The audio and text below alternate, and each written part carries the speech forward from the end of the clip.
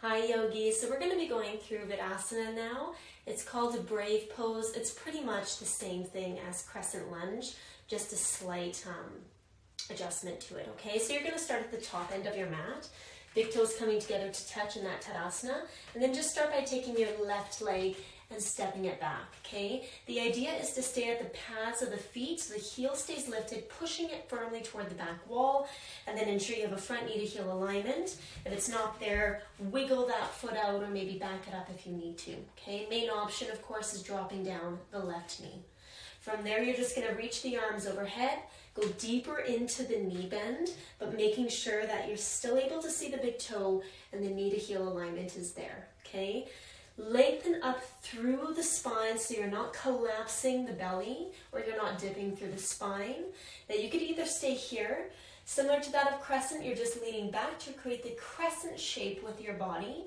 That Braveheart pose is simply just reaching the upper body forward and kind of resting it on your right thigh, okay? So keeping that left back thigh internally rotated so the kneecap faces the ground.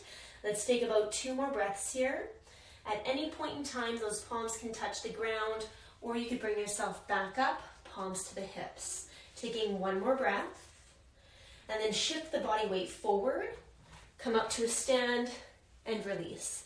Let's switch sides. So you're going to step the right leg back now.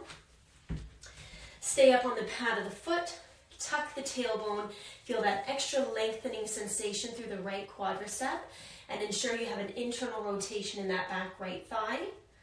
Quadricep, trying to get it one day parallel to the ceiling, but knee to heel alignment is there, and you should be able to see your big toe. Arms up above the head, you're breathing more of an Ujjayi breath. You're welcome to lean back for that crescent shape, or start to reach the body forward, really challenging that front leg, and then pay attention that you're not pushing that left hip out. You're keeping it pulled back in so you don't get any kind of cramping, okay? Taking about 2 more breaths here. You know your options. Good. Bring your body up to a stand, palms to the hips, and that's all. Nice job, team.